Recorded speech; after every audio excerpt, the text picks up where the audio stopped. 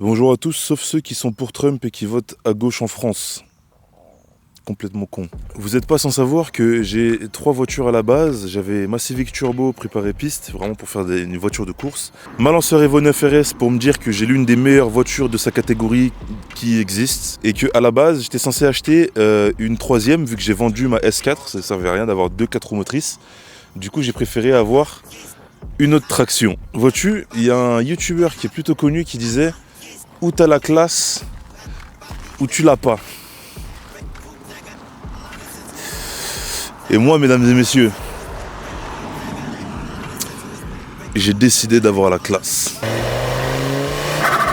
Volvo 850 T5. Cette voiture-là, c'est la petite sœur de la 840. La différence entre les deux, c'est que la 840, c'est une propulsion.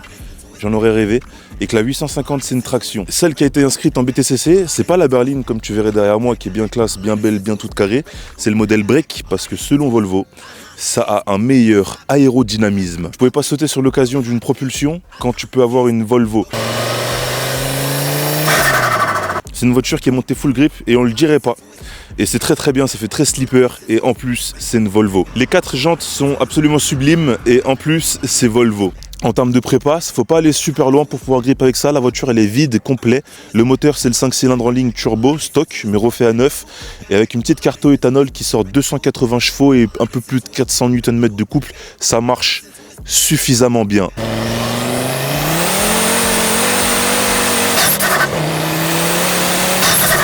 Le bateau qu'il y a derrière moi, à vide, c'est l'un des bateaux, je pense, les plus légers que j'ai conduit avec les BMW E39 528i.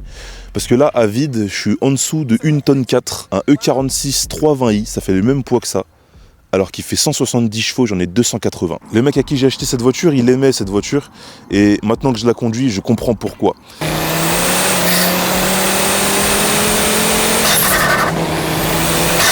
Suspension, c'est des amortisseurs Koni Sport, mais en plus avec la petite molette au-dessus en réglage de dureté. Quand tu achètes des amortisseurs, t'as pas envie de te péter les couilles avec le filetage, par contre t'as bien envie d'avoir la main sur la dureté du débattement.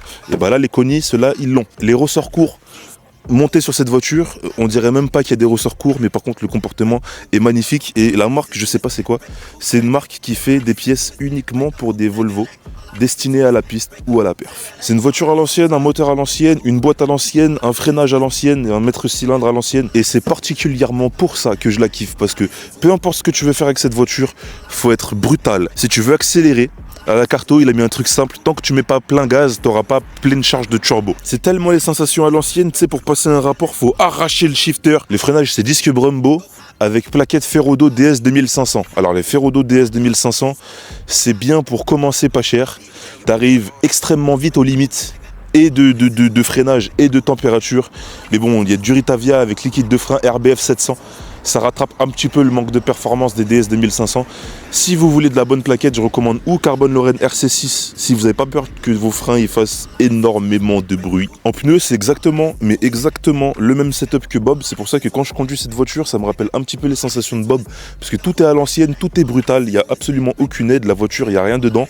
Et à l'avant, t'es en 17 pouces sur des Toyo R888R et à l'arrière, pareil, 17 pouces, mais en Hankang NS2R. C'est exactement les mêmes pneus dans les mêmes dimensions que ce que j'avais avec Bob. C'est juste, bon, la voiture a pas exactement les mêmes dimensions. Une traction, 5 cylindres, un turbo, des semi-slick, des freins qui pilent, une boîte qu'il faut arracher.